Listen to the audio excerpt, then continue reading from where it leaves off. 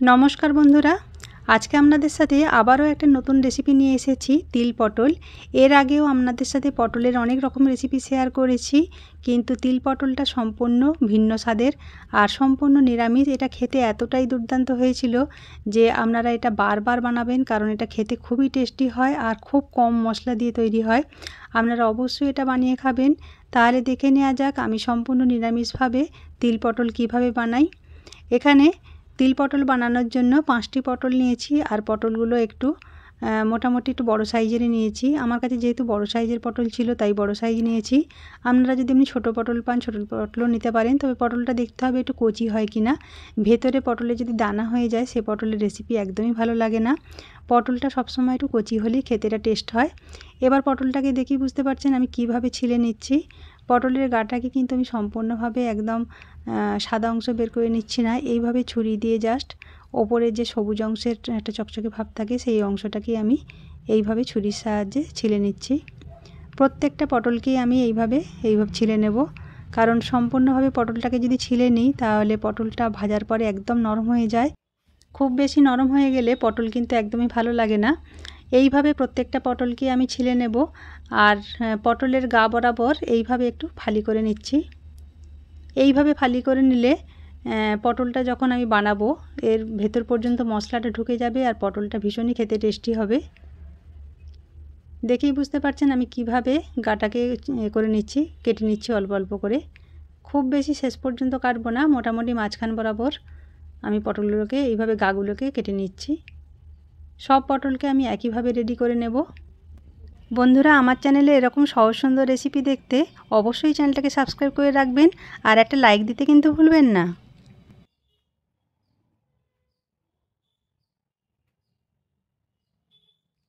সব পটল আমি এইভাবে একইভাবে করে নিয়েছি। এবার একটা পাত্রের মধ্যে নিয়ে নিচ্ছি, আর এর মধ্যে দিয়ে দিচ্ছি জল। জল দেওয়ার পর পটলগুলোকে রগড়ে রগড়ে খুব ভালো করে আমি ধুয়ে নিচ্ছি।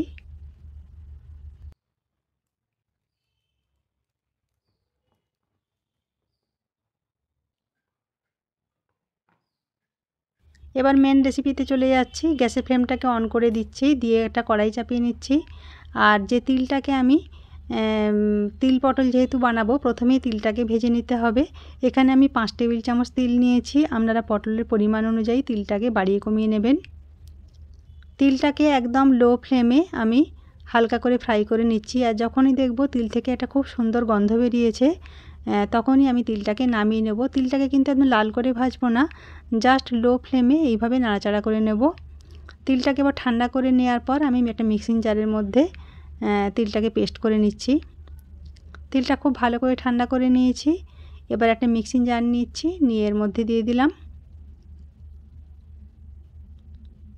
এটা শুকনো অবস্থায় আমি একটু জাস্ট হালকা করে গুঁড়িয়ে নিচ্ছি। আপনারা জল দিয়েও একেবারে করে নিতে পারেন, তবু শুকনো অবস্থায় করে নেওয়ার পর একটা কাঁচা লঙ্কা দিয়ে সামান্য জল দেওয়ার পর এটাকে আমি খুব ভালো করে আরেকবার পেস্ট করে নেব। এইভাবে করে নিলে তিলটা খুব ভালো মতো পেস্ট হয়ে যাবে। একদম ফাইন পেস্ট বানানো হয়ে গেছে। এবার একটা সাইডে আমি রেখে দিলাম। এবার গ্যাসের ফ্লেমটাকে অন করে দিয়ে একটা কড়াই চাপিয়ে নিচ্ছি, আর এর মধ্যে দিয়ে দিচ্ছি প্রায় 2 টেবিল চামচের মতো সর্ষের তেল। এই তিল পটলটা আমি সর্ষের তেলেই রান্না করব। সর্ষের তেলে রান্না করলে এর স্বাদটা বেশি ভালো হয়। যে কোনো রান্না যদি আপনারা সর্ষের তেলে করেন দেখবেন রান্নার স্বাদটা বেশি ভালো হয়, আর সর্ষের তেলটা শরীরের পক্ষেও বেশি উপকারী সাদা তেলের তুলনায়, আর টেস্টটাও বেশি ভালো আসে। এবার তেলটা খুব ভালো করে গরম করে নেওয়ার পর গ্যাসের ফ্লেমটাকে আমি মিডিয়াম করে দেবো। লো টু মিডিয়াম আঁচে পটলগুলোকে খুব ভালো করে ভেজে নেব। তবে পটলগুলোকে খেয়াল রাখতে হবে খুব বেশি লাল লাল করে কিন্তু একদমই ভাজা যাবে না, পটলের কালার এসে গেলে কিন্তু একদম ভালো লাগবে না। সামান্য পরিমাণ লবণ দিয়ে দিলাম, হাফ চামচের মতো, দিয়ে পটলগুলোকে খুব নাড়াচাড়া করে উল্টে পাল্টে ভেজে নিচ্ছি। লক্ষ্য রাখতে হবে পটলগুলো কিন্তু একদম লাল না হয়ে যায়। লো টু মিডিয়াম ফ্লেমে আমি উল্টে পাল্টে পটলগুলোকে ভেজে নিচ্ছি।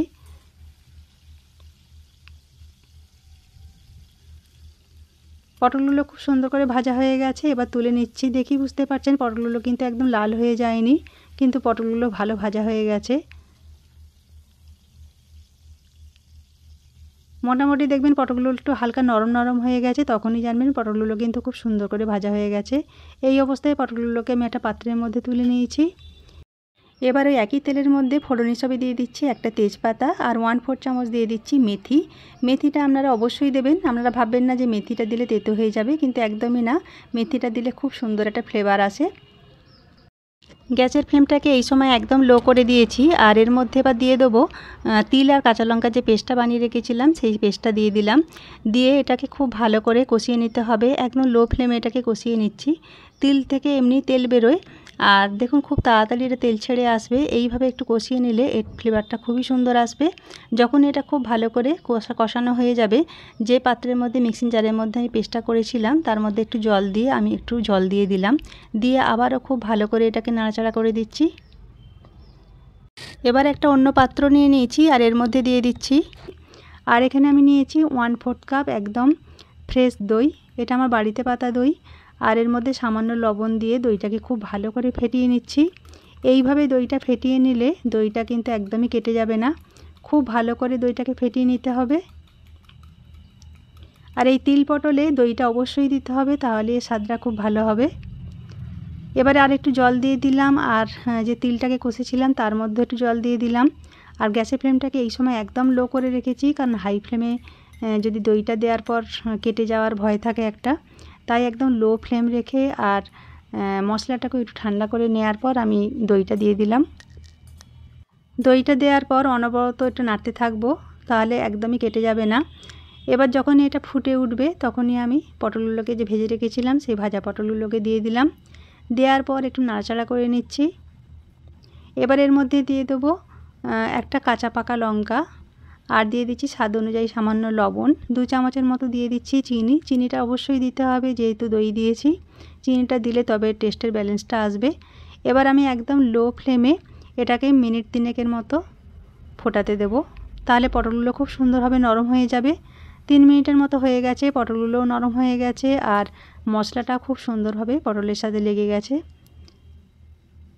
তিল পটল আমার একদম রেডি। আপনারা অবশ্যই একবার ট্রাই করবেন, দেখবেন সকলের এতটাই পছন্দ হবে যে আপনারা সপ্তাহে 2 থেকে 3 দিন এটা বানাতে চাইবেন। আর যে কোনো নিরামিষ দিনে পোস্তকে এটা হার মানাবে। পোস্তর স্বাদ একদম ভুলে যাবেন, এটা এতটাই সুস্বাদু খেতে হয়।